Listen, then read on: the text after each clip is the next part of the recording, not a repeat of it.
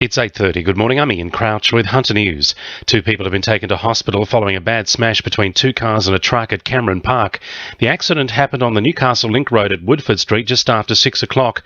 It's understood 2 females from separate vehicles were taken to hospital with non-life-threatening chest and leg injuries. 2 men are due to front court next month accused of dealing drugs at a Port Stephens music festival. The Subsonic Festival was held last weekend in the Barrington Tops. A police dog stopped a 22-year-old man at the festival. It's alleged he was carrying 15 MDMA capsules, LSD, liquid ecstasy and cash. Joanne Elliott from Police Headquarters says a 24-year-old Victorian man was also stopped by a police dog and handler. A search of the man resulted in MDMA, cocaine, LSD and cannabis allegedly located.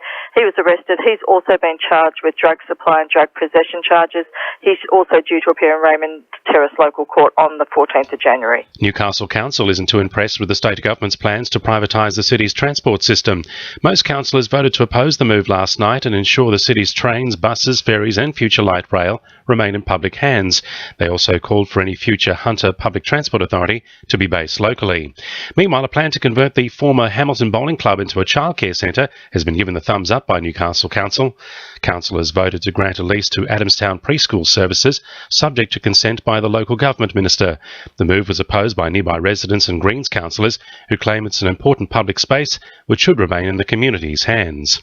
The Upper Hunter SES is pleading for volunteers, recording a slump in numbers over recent years. The unit is warning people not to become complacent after the April superstorm, as the region is still highly susceptible to major floods and natural disasters. Sue Pritchard from the State Emergency Service says it's important the community get involved and help support one another. If you're interested in volunteering with the New South Wales SES, you can go to our website at www.newsouthwaleses.gov.au and find out more about volunteering there. We're encouraging people to join these units and really get behind their local community. Ford says the problem which caused one of its Everest SUVs to burst into flames at Dudley is a one-off. The vehicle caught fire while being taken on a test drive on Redhead Road last week by the Daily Telegraph's motoring writer. Ford launched an investigation and found a loose battery connection was to blame and insists there's no need to issue a recall for the model. And an unsung part of the Hunter's history will be commemorated by a piece of land at Cahaiba.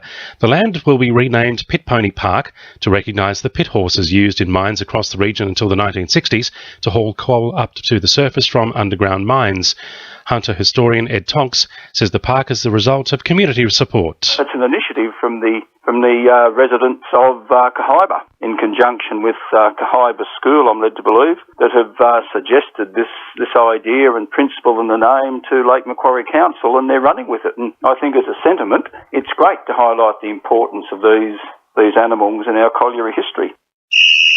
Sport, thanks to our sponsor, Warners Bay Sports Club. Newcastle netball legend Katie Ebzery is pushing to grab a place in Rio. The 25-year-old qualified for next month's Olympic test event yesterday. It caps off a big year for Ebzery, who helped the Opals to victory over New Zealand in August. She's one of 12 Aussie women going up against Brazil, Argentina and Venezuela from January 15. An unnamed Qatari club in the Middle East will be looking to poach Jets winger David Carney at the end of his contract. Carney's been a standout player this season, leaving behind past dramas under the Tinkler regime. Meanwhile, the club boss, David Eland, will be holding on to the top job at least until season's end. Appointed interim chief in August, Eland's been running the Jets and Northern New South Wales football concurrently for the last 4 months. He'll be staying on board as Football Federation Australia continues their search for a buyer. And former Knights coach Michael Hagan has indicated he's interested in helping Mal Meninga rebuild the Kangaroos. It comes after Hagan ruled himself out as Queensland's next State of Origin coach. That's sport. I'm Jacinta Lee. 2 NURFM News Time 26 to 9.